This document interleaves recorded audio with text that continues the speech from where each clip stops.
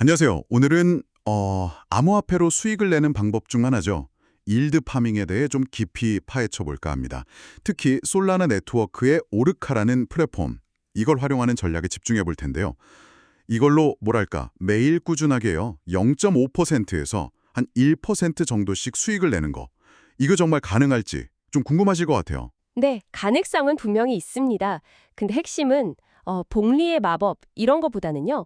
적극적인 관리 이게 훨씬 중요해요.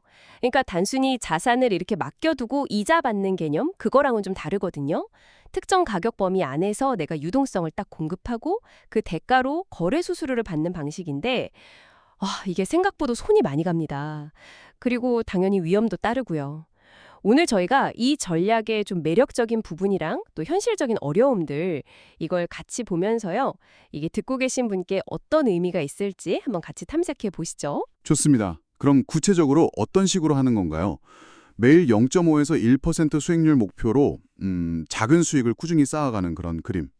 오르카 같은 데서 유동성 풀에 참여하는 뭐 그런 거죠. 맞습니다.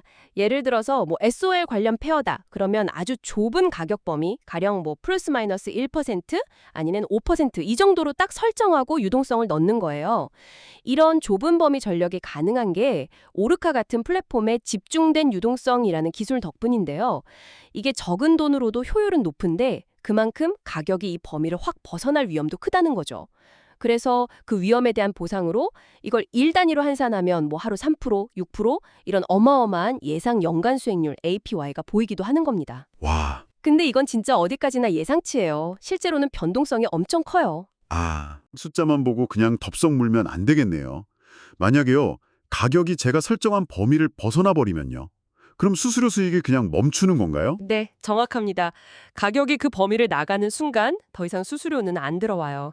그래서 이게 뭐 설정하고 잊어버리는 그런 방식은 절대 아니고요.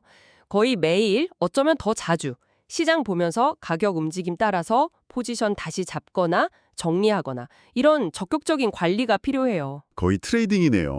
사실상 그렇죠. 단기 트레이딩에 가깝다고 봐야 하고요. 그리고 아까 잠깐 언급했지만 비영구적 손실, 이 위험도 반드시 생각해야 합니다. 비영구적 손실이요? 그건 또 뭔가요? 좀 어려운데요? 네, 이게 좀 개념이 어려울 수 있는데 간단히 말하면요. 제가 유동성을 공급하려고 토큰 두 개를 맡겼잖아요. 근데 그 두 토큰의 가격 비율이 제가 처음 맡겼을 때랑 달라지는 경우예요. 그때 발생하는 잠재적 손실이에요. 잠재적 손실? 네. 만약 가격이 변한 뒤에 제가 돈을 빼면 그냥 그 두 토큰을 가만히 들고 있었을 때보다 오히려 총 가치가 낮아질 수 있다는 거죠. 아, 가격이 범위 밖으로 나갔을 때 바로 딱 정리하면 이 손실이 확정되는 거고요. 근데 뭐 다시 가격의 범위 안으로 돌아올 것 같다. 그러면 기다릴 수도 있죠. 근데 이것도 결국은 계속 판단하고 관리해야 하는 부분이에요. 와, 진짜. 정말 끊임없이 신경 써야 하는 거네요. 이렇게까지 적극적으로 해야 한다면 이게 보통 사람들이 일드파밍에서 기대하는 거 있잖아요. 그냥 넣어두면 알아서 불어나는 거. 그런 패시브 인컴이랑은 거리가 좀 먼데요. 맞아요. 그 이미지랑은 좀 다르죠. 그럼에도 불구하고 예를 들어 뭐 초기 자본 한 5천 달러, 만 달러 이 정도로 시작해서 매일 얻은 수익을 또 재투자하고 복리로 이렇게 계산하면 1년 뒤에 막 엄청난 금액이 된다. 이런 계산 보면 솔깃하긴 해요.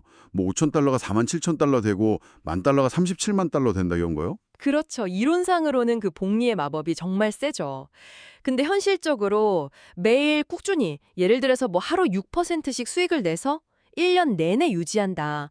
솔직히 그건 거의 불가능하다고 봐야 해요. 시장이 어떻게 움직일지 누가 알겠어요.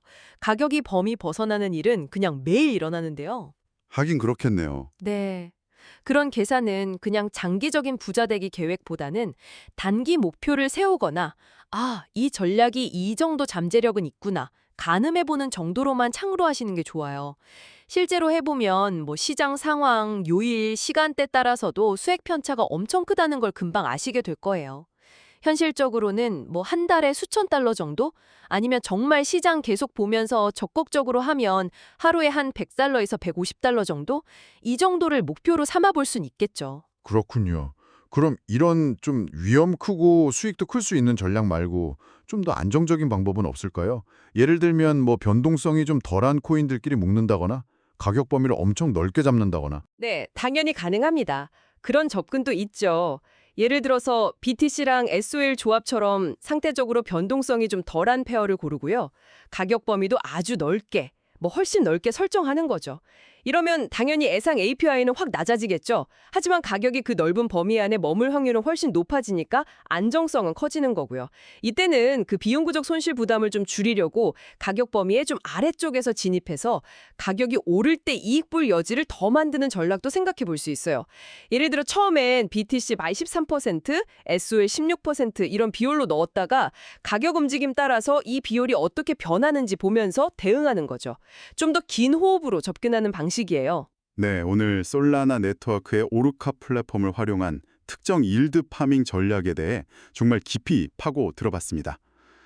무튼 잠재 수익률이라는 그 매력적인 모습 뒤에는 끊임없는 시장 관찰과 적극적인 관리, 그리고 비용구적 손실 같은 위험 요소가 분명히 있다는 점, 이걸 아는 게 핵심인 것 같네요. 그렇습니다.